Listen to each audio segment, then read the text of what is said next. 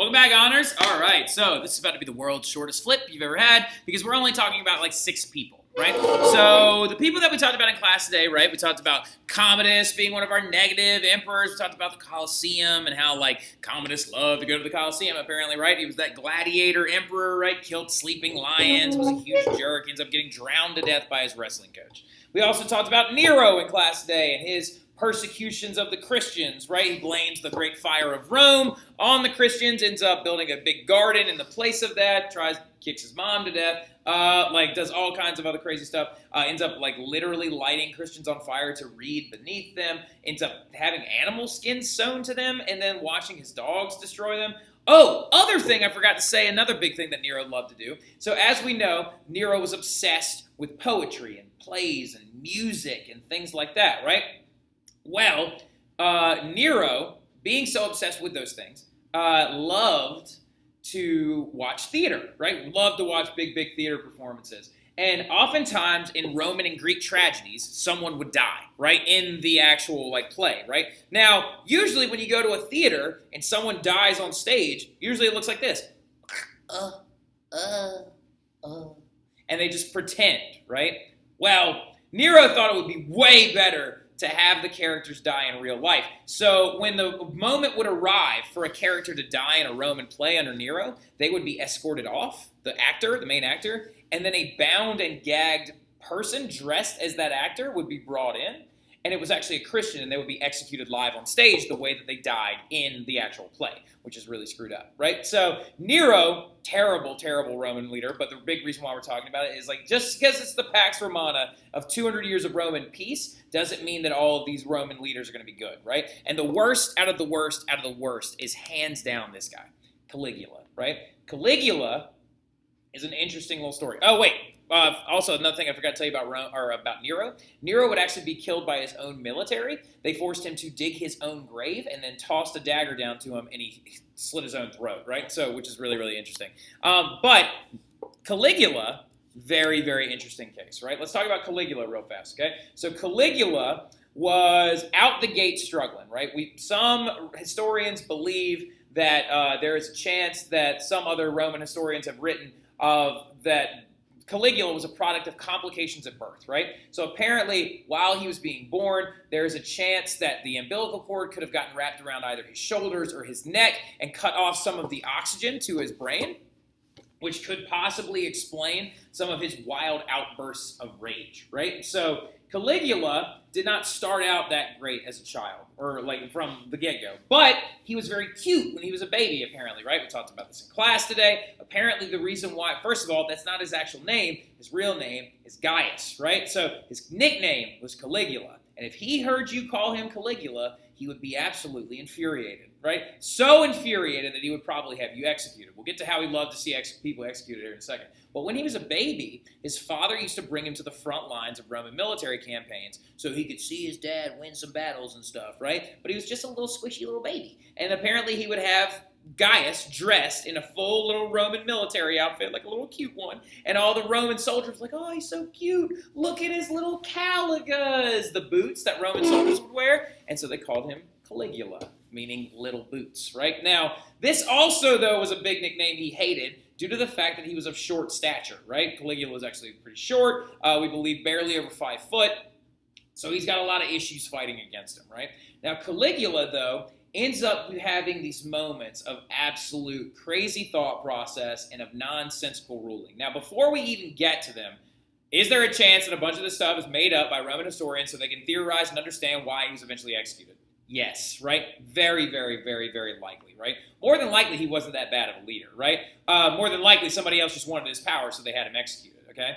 But in the long run, let's tell the story as if he did these things. So one of my favorite stories about Caligula is to discuss how nuts he is, right? So one of the biggest things he thought he could do is he thought he could walk on water, right? He's like, I could walk on water, totally guarantee it. And people were like, no, you can't. That's weird, right? He's like, better yet, I could ride over water right now if I felt like it. People were like, that's dumb. No, you can't. And so he had a giant bridge built on floating pontoons, and it was built so it would barely sit above the water, and dudes died building this thing for him, and then he rode his horse over it while he forced the Senate to watch him do it.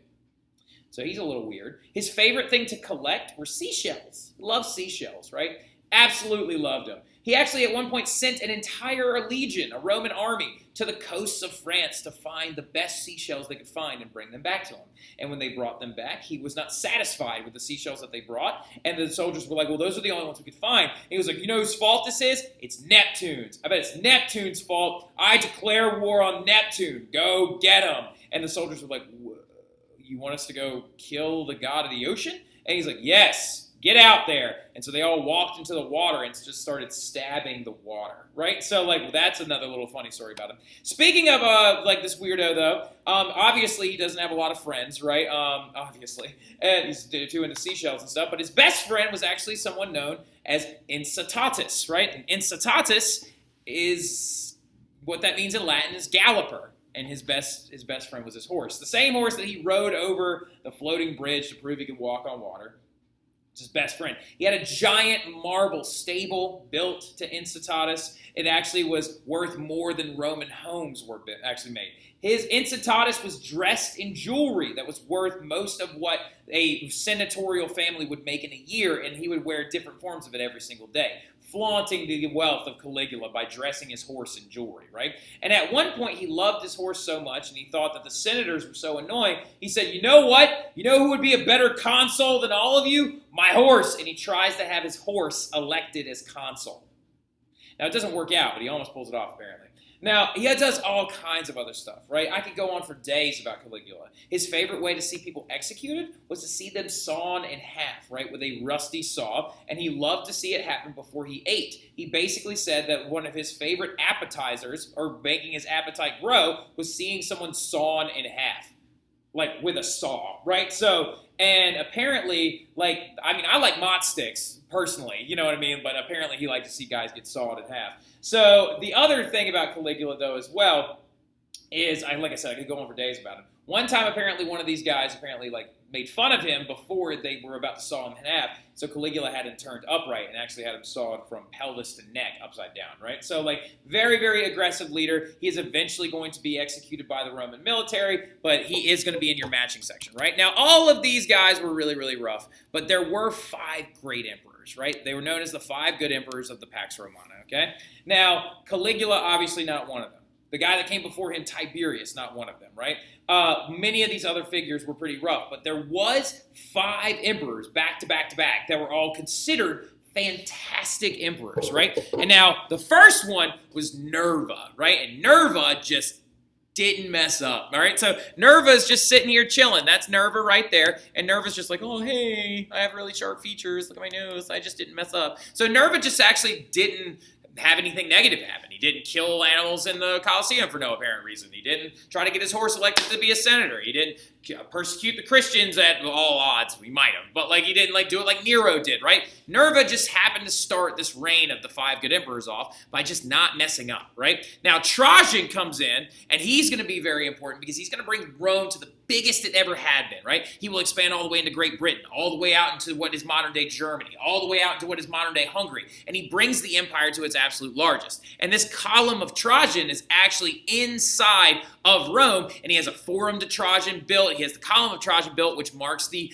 biggest that Rome had ever gotten, right? So the largest the Roman Empire had ever gotten. And now then to rein him in, Hadrian then comes in, and Hadrian then pulls the empire in a little bit and then has walls built that limits the expanse of the Roman Empire. He's like, look, we cannot keep getting bigger because if we do, this will all crumble, right? He organizes the Roman bureaucracy, he makes tax collection much more efficient, and he builds a very large wall to limit the expanse of Rome, right? And then Pius comes in, and during his reign, there were no outside wars of conquest, there were no civil wars, and he actually just brought peace to the empire for a time period. And then out of all of them, though, the best of the 5 good emperors was Marcus Aurelius. Marcus Aurelius, pictured right here. He is the Roman philosopher king. He was a Stoic philosopher, and he believed that grandeur, wealth, and prosperity of his own is not a measure of his people's happiness. That is a measure of his personal gain. So he devoted his life to trying to be the best Roman emperor he could be, right? And in using his stoicism and his ideas of Stoic philosophy, he just literally turned to books